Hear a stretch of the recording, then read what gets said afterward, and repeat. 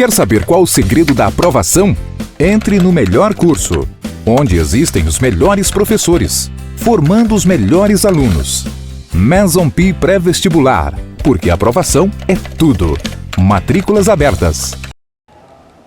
Olá, meus queridos! Eu sou a professora Brígida Rodrigues, estou aqui junto com o Maison P Pré-Vestibular para poder passar uma dica para você que está estudando para o PAIS 1, PAIS 2 e para o PAIS 3. Ok? Vamos lá, é claro, a minha matéria é literatura, então nós vamos falar sobre literatura. Vamos começar com as escolas literárias do PAIS 1. Vamos relembrar a primeira, aquela escola literária que você estudou, aquela bem do início do ano, chamada Trovadorismo, lembra? Então, o trovadorismo é aquela escola literária que a gente fala sobre as cantigas líricas, que se dividem em cantigas de amor e de amigo. Nós também temos as cantigas satíricas, que se dividem em cantigas de escárnio e maldizer. Estão recordando? Vamos lembrar também o contexto, né? Aquele contexto da Idade Média, em que a igreja tinha o total poder. Então nós estamos falando também de uma literatura que ela vai se passar mais ou menos do século XII até mais ou menos o século XIV. Vamos lembrar o porquê do século XII?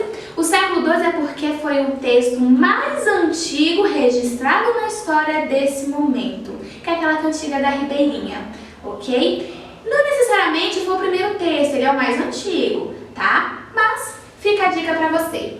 Vamos passar para o humanismo, lembrando que o humanismo é a escola de transição. Então, a escola de transição entre o período medieval para o período renascentista, que também ficou conhecido como classicismo dentro da literatura. Então, nesse período aqui, no humanismo, nós vamos ter, por exemplo, como destaque os teatros de Gil Vicente, em que a gente já tem a característica como sendo o homem o centro de tudo e não mais a fé cristã, igual é aqui no trovadorismo, que é o teocentrismo e o antropocentrismo. Porém, lembrem, é a transição, porque a eficácia mesmo, o período que a gente vai ter o antropocentrismo, a racionalidade, toda aquela literatura que é voltada para a estrutura clássica, recuperação de valores da Grécia Antiga e de Roma, está dentro do classicismo. O classicismo, também conhecido, né, como sendo renascimento cultural, valoriza o que a gente considera como sendo clássico, tá? A literatura clássica. Quem ganha destaque nesse momento aqui? Camões, ok? Com seu livro Os Lusíadas, o épico, né? Os Lusíadas. Partindo do classicismo, é a hora que o Brasil entra em cenário, é o quinhentismo. Lá em 1500 o Brasil vai ser descoberto por Pedro Álvares Cabral. Nesse contexto, tá? A gente vai ter dois tipos de literatura, a literatura de informação e a literatura jesuítica. A literatura de informação com a Carta do Descobrimento de Pero Vaz de Caminha e todo aquele ufanismo, aquela descrição exagerada do ambiente aqui para poder levar o Brasil aos olhos do rei de Portugal, era necessária essa descrição. Não só cartas, mas também tratados. Isso tudo dentro da literatura de informação. Já a literatura jesuítica, ainda falando do quinhentismo, nós vamos ter, por exemplo, o padre José de Anchieta como destaque, porque é o padre que vai trazer a catequese ou o catolicismo para o Brasil, ok? O barroco, então, vai ser o próximo momento que vocês estudaram na escola, que é justamente o período dos choques, aquelas dualidades. É a sociedade que ela não se decide em ser teocêntrica, antropocêntrica, em querer retratar nas poesias, nos quadros, tanto o bem e o mal, o claro e o escuro. Então a gente tem esse conflito existencial. A linguagem é mais rebuscada, você procura muito mais recursos estilísticos, como metáfora, hipérboles, o próprio hipérbado da inversão, paradoxo, antítese, isso tudo vai estar dentro do barroco. E quem ganha destaque aqui, pessoal, galerinha, para quem foi meu aluno sabe, né? Nosso querido Gregório de Matos, ok? O arcadismo vai ser o próximo, vai ser justamente o momento que a gente vai considerar como sendo também neoclassicismo. A gente recupera alguns valores clássicos aqui dentro, ok? Mas com a principal característica, o bucolismo, que é a valorização da natureza. Ganha seu destaque aqui tanto Cláudio Manuel da Costa, quanto também o Tomás Antônio Gonzaga. Lembrando que Marília de Dirceu está na sua matriz do Paz e ele está dentro do arcadismo, beleza? Vamos passar para o Paz 2 para a gente poder dar uma pincelada aqui. Vocês começam no século XIX com o romantismo. Romantismo se dividiu em 3 fases. A primeira fase, eu também conhecido como geração, ficou conhecido como geração indianista, devido ao caráter nacional que a gente queria dar aos textos. Ganha seu destaque então Gonçalves Dias, que também está na sua matriz com o texto e Juca Pirama, que tem uma lírica, né, indianista. Juca Pirama, lírica indianista, tá? Aqui na segunda fase nós temos aquele fator mais melancólico, ultra-romântico e tudo mais, tá? Que aqui ganha destaque, por exemplo, Álvares de Azevedo. Já na terceira fase nós temos o poeta dos escravos, porque é uma literatura anti-escravista, ok? Já o realismo, quem vai ganhar o nosso maior destaque é Machado de Assis. Ele não poderia ficar fora da sua matriz, ele tem aqueles contos que estão na matriz do par de vocês. E o realismo, diferente do romantismo, que idealizava um mundo que não pertencia ao poeta, o realismo ele tenta trazer a realidade para dentro da literatura. Então ele tenta ver a sociedade de uma forma bem mais realista, e ele traz isso para a literatura.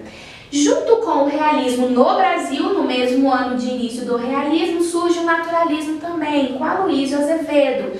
A diferença dos dois é que o naturalismo ele tem tendências mais radicais do que o realismo e também traz para a gente um cientificismo, ok? Então, todo comportamento e condições humanas vão ser respondidas através desse cientificismo, positivismo, determinismo e etc.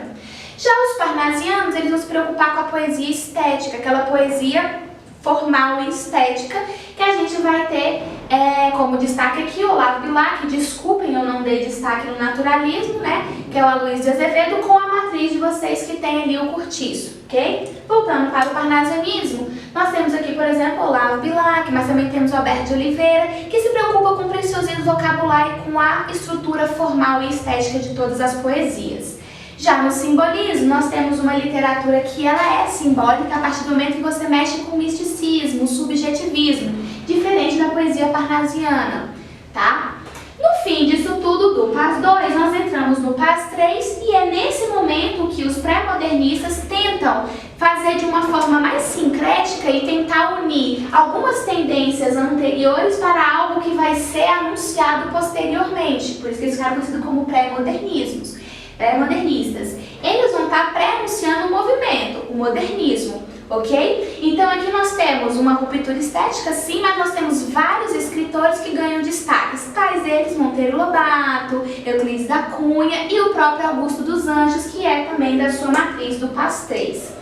Já no modernismo, nós vamos dividir em 3 fases também, em que a primeira fase, conhecida como fase heróica ou geração de 22, se deu a partir da semana de 22, ou também conhecido como Semana de Arte Moderna.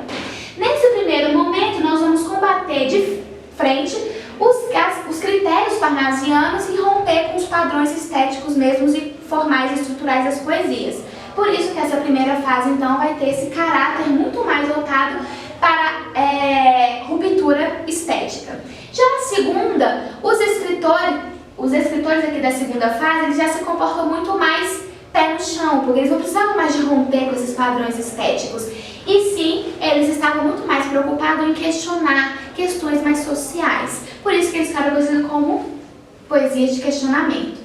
A terceira fase, diferente da primeira e da segunda, eles já são mais intelectualizados, então o comportamento deles muda, tá? O comportamento deles acaba mudando mesmo e eles acabam voltando para uma literatura muito mais nominal, tá? E também de introspecção, de análise psicológica, de comportamento sociológico, abordagens sociológicas. Então essa aqui é a terceira fase. Destaques aqui, Manuel Bandeira, na primeira fase, que está no PAS 3 na matriz de vocês. Na segunda está Drummond, também está